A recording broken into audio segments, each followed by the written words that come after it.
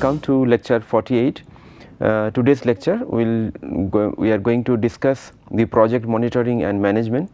In the last lecture we have discussed how to formulate the project, and in this week we are basically focusing various aspects of project planning and management. So, today in the continuation of that we are going to discuss the monitoring part and the management part of the project when the project is implemented actually. So, under this lecture we are going to cover why project monitoring is important, then what are the stages and activities of the project monitoring which is involved, then project procurement, the project monitoring and management including the quality control during the implementation stage, and project completion and post completion activities. So, to start with, why project monitoring, I just show the chart which I showed earlier for the different stages of the project. Here you can see that from the conception of the project to planning is a very important task, and after that when you start execution and quality control till the closure and the post closure. So, a project planning and project formulation is one task, but the objective of the project formulation is to implement the project. Now, the implementation of the project is so crucial to maintain the cost, to maintain the money, and to achieve the project target. It all depends how actually we follow the project, the formulated project, and do the task as per the time schedule. Therefore, the effectiveness of the project completion depends on the day-to-day basis progress and the implementation of the project. Therefore, it is very important to know the tricks and the methods of the project monitoring and the completion, so that whenever there are projects are being implemented at your workplace or whatever projects you are going to do in future also, you can have a better grip of that and you can implement the project within time. So, that is the essential component of the project monitoring. So, therefore, project monitoring helps you to achieve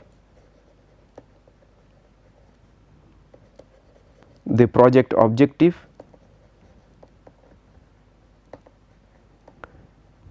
then it helps you to maintain the cost and time which is planned during the project formulation, and also is ensure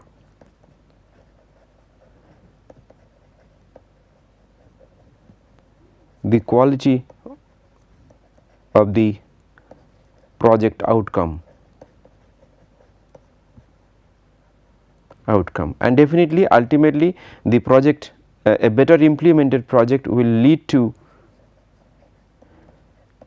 better image of the government and better branding of the organization. So, therefore, the project execution and monitoring and the management is important, including quality control. With this respect, we have showed this cycle also. In this cycle you can see that the execution project process, monitoring and controlling process, and closing process is also important, and it is shown in a circular manner, so that after the closing process there is a feedback mechanism to start new projects or to give feedback to the another project for the improvement. Now, in this regard, so that is why the project implementation and the quality monitoring is important. Now, please see the activities during the project monitoring and management. The first is the resource mobilization, because whenever you are formulating the project you are identifying the possible resources, but it is very important to mobilize the resources before starting, because during the project formulation you are identifying, you are making the full detailed description of the project, and as per the description you are estimating the project cost and sending to the approval authority or the funding authority. And once you get the approval of the fund and you get it, sometimes the fund is approved, but you haven't received the fund yet. So, those kind of situations are there to so that to avoid those kind of situation you have to be proactive, so that the moment the project is approved you get the fund on your account, so that you can immediately start the project. We have spent 1 week few lectures on the resource mobilization and management of that. Therefore, I am not going into that particular segment specifically, but definitely the next stage is the procurement. In this stage basically you are going to procure either the product or the material or the contractor service, so that the project can be implemented. Definitely you are not going to implement the everything. You means your organization is not possible, it may not be in a position to implement and do everything. So, there are services or the works which need to be hired by the external agencies. So, those procurement from the other party need to be taken. Then once the procurement is done, then you start the project, and next is the monitoring of the progress.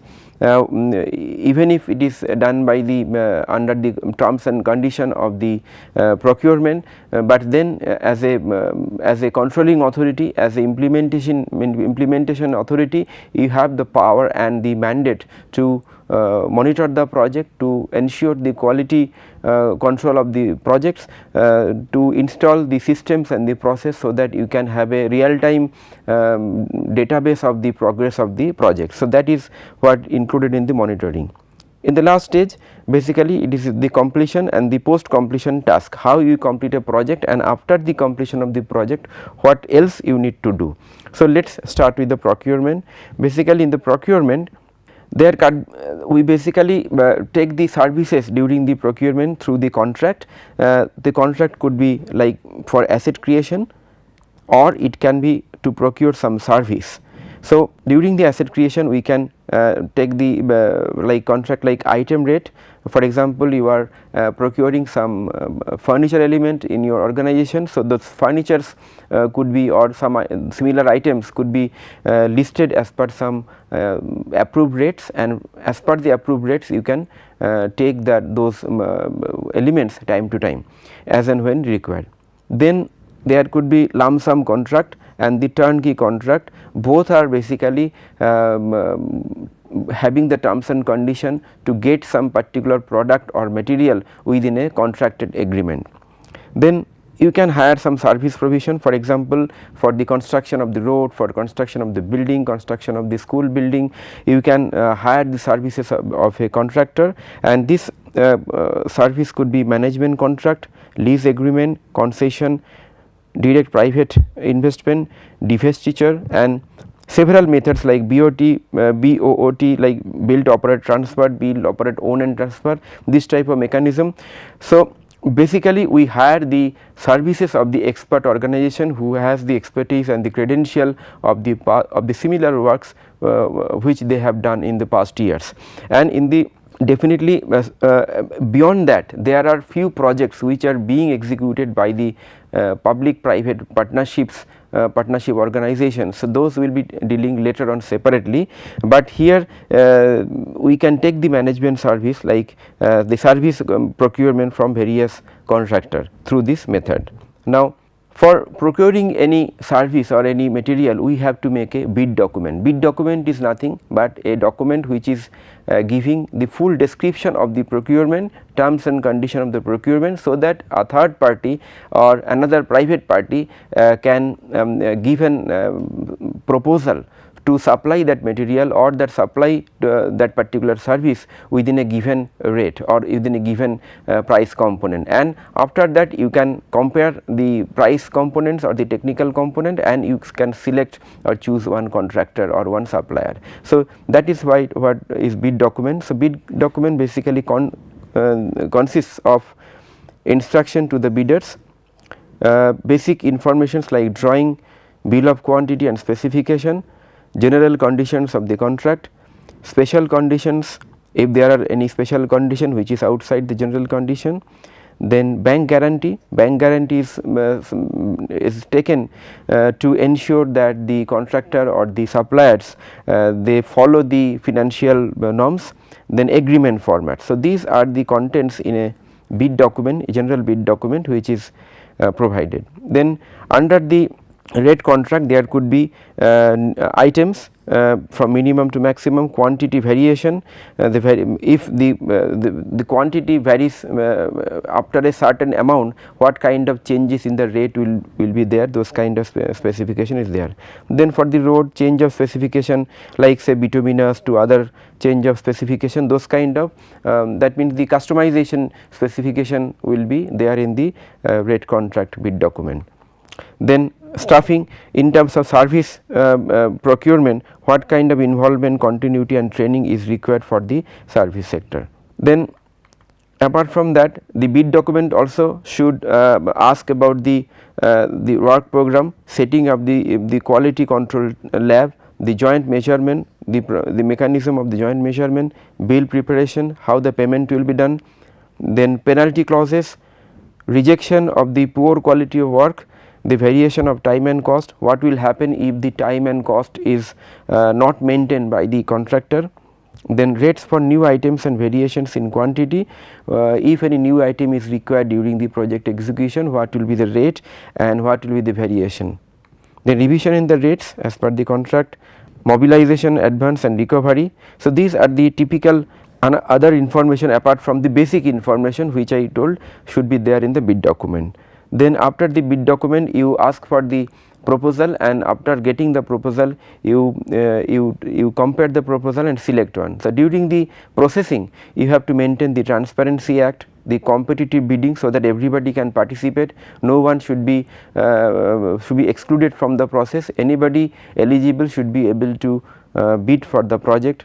Then nowadays we always do the electronic tendering because it is better, it can reach many people within a very quick time, and it is also very cheaper.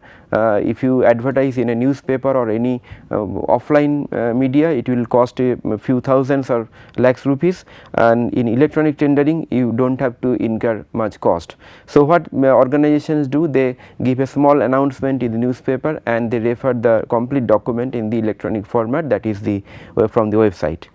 Then eligibility of the contractor, you have to check the pre-qualification and the post-qualification. I will come to this point later. Then bid packaging, what kind of size, location, similarity, complexity, cost etc. will be there in the package of the proposal.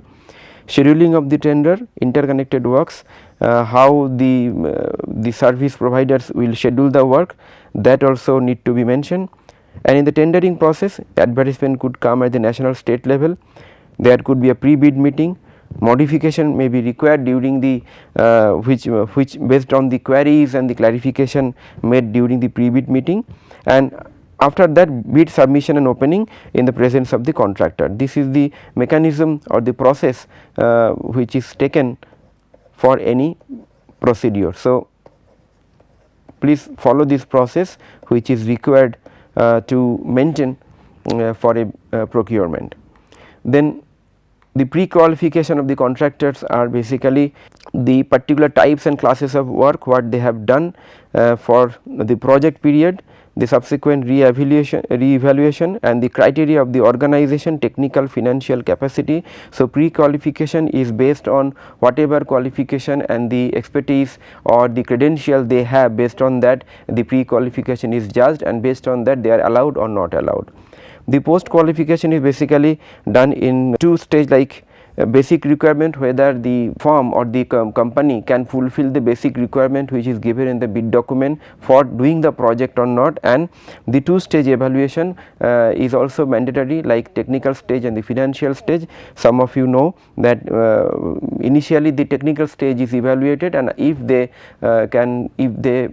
perform well, if they are allowed or if they are evaluated accepted during the first stage evaluation, then their the costs are compared, and based on that lowest cost is considered for selection. So, during the bid evaluation, basically you have to make a tender evaluation committee consisting the technical persons, technical, administrative, and also the representative in your local body. There could be single bid, non-responsive bid, conditional bids. Evaluation of the bids could be verification and correction of the bid prices, comparative statement. This all you have to make by your technical team. and put up to the committee, so that committee can check and approve it. Then approval of the tender evaluation report, letter of acceptance and work order to be issued, then a contract agreement will be signed. So, contract agreement will have all the terms and conditions which are given in the bid document, and it, in addition, the additional terms and condition also can be put as per the work order or as per the subsequent discussions. Then there could be a system of performance security, freak rates, increasing security and negotiation. What kind of negotiations will be required in during the execution, those kind of provisions also need to be specified in the contract agreement. Then if you hire a consultancy service which is basically in services in nature, then it is also important that you take the international and domestic consultant. Nowadays it is very common in like centrally sponsored schemes in like smart city, Amrut and many other schemes. The municipalities, even ministries and the state governments, they are hiring the international and the domestic consultants, because it has been found that many cases the urban local government, they are not able to do each and everything of a large program like smart city or the Amrut or Swachh Bharat Abhiyan, all these large programs. Then for the consultancy service, it can be done separately, like you can make a shortlisting of the consultant based on some criteria, mostly technical criteria. And before I discuss the capacity building for urban development project, under this capacity building for urban development projects is, it is a capacity building and transfer of knowledge and skill. So, the shortlisting of the consultant or the training entities were done based on the past credential of the similar activities. So, it is basically the technical criteria which makes the consultant eligible. Next is the procurement of the consultancy service. This procurement is done based on like similar to bid process, but sometimes the procurement can be simplified, because here you are hiring the consultant. Terms of references will be there as the detailed terms of reference and the conditions. Then similarly you do the evaluation of the technical proposal based on biodata, short or full technical proposal, monitoring and the consultancy service, performance, what a kind of performance and deliverables are linked, then consultancy fee linked to outputs. So, there could be pre-examination, execution phase, execution phase. Now, here there is another trend that which is becoming very much popular in India, that it is also very much difficult to hire each and every aspect of the development, hire different consultant, and managing so many consultant in a small organization is also difficult, and the quality control also become very much challenging. In this situation, sometimes the government, state government or the large municipal corporation, they hire a master consultant who will be given the mandate or the responsibility to manage other small consultant. That's how the overall procurement of the consultancy service also could be made simpler and easier. Then during the project monitoring and management, after the procurement is done, you start the project, and during the project you have to maintain the project timing and the cost, and during that time basically we do a concrete work plan. Even though work plans are mentioned in the project formulation DPR, but here we make a revised one based on the current status of the project. We use bar chart, network diagram. Basically we decompose the activities so that the project could be shown into various small task and subtask. Then after that we make a sequencing of the task, then every sequencing we put a activity duration, that is time, activities with or without floats, how much time can be there and how much time could be extended, that also we have to see. Critical activities in the critical path. Critical path is nothing but the process or the connections between two or several tasks which are most critical and could be done in a more quicker way. Those are the critical path has to be identified and to be detailed out. duration compression of the technique. So, this kind of crushing or fast tracking, this kind of provisions are there to undertake the some amount of changes happening during the projects which is natural. Then apart from that, we can use project management tools like MS Project or Primavera. These are the software used for project management.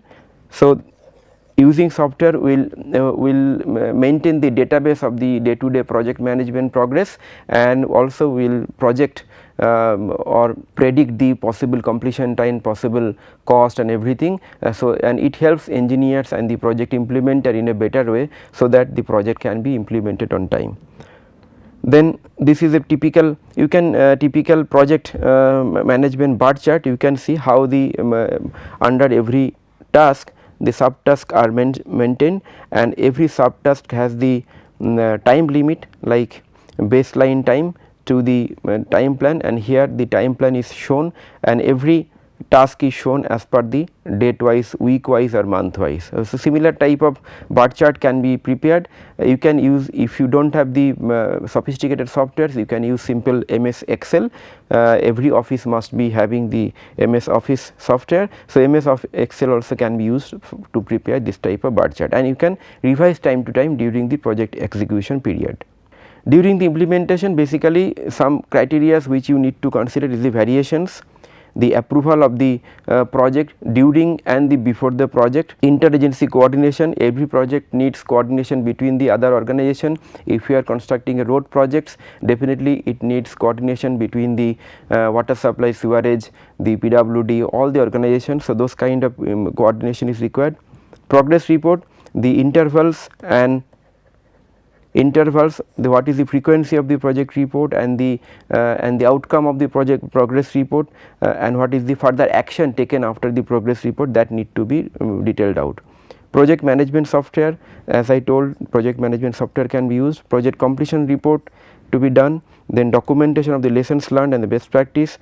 A benefit evaluation could be done. Management action plan may be required based on the progress or lack of progress, and the quality control. In the quality control, I give you an example that how Government of India under Pradhan Mantri Awas Yojana, they have made some templates, forms and formats to maintain the quality control. Just have a look, you will understand. So, these are the basically the basic information of some project. Then these are the project overview, and these are the some salient information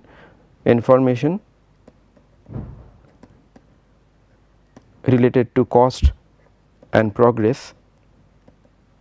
So, total fees approved, or what kind of activities are going on. Similarly, they have templates like this which is used for a third party monitoring report. So, this is I have just shown only the first page. There are many pages, you can have a look of the document. So, it is a very exhaustive document. So, then you can also do the third party quality monitoring if you are unable to make the quality monitoring at your own level. Similarly, there could be an action taken report by the based on the third party quality monitoring, because third party quality monitoring report will be based on the actual status of the project. So, based on that there could be some gaps, some lacuna in the project. So, some action could be taken. So, those kind of report also is required, right. So, I go forward, then okay. Now, in the completion and the post completion period, when you complete the project, basically we make a project completion report, so that it becomes a complete document which will help the future city managers to execute similar projects, and also to refer this document if any clarification, any references are required for that particular projects. So, just have a look what are the contents of the project completion report. So, it consists the project proposal details and the modification, administrative and technical approvals, then problems encountered, delays occurred and the solution adopted, pre and post qualification of the contractor, bid packaging, tendering, types of tender, scheduling of tender, details of contract management, if there is a delay, an effect and a penal measure, everything, utilization of the completed assets, comparison of the actual versus projected fund, monitoring process, best practices if you have adopted anything, and analysis of the tender premiums, what kind of time extension, cost escalation are allowed, then audit reports and also as built drawing. So, you can see that the project completion report consists of like the project plan,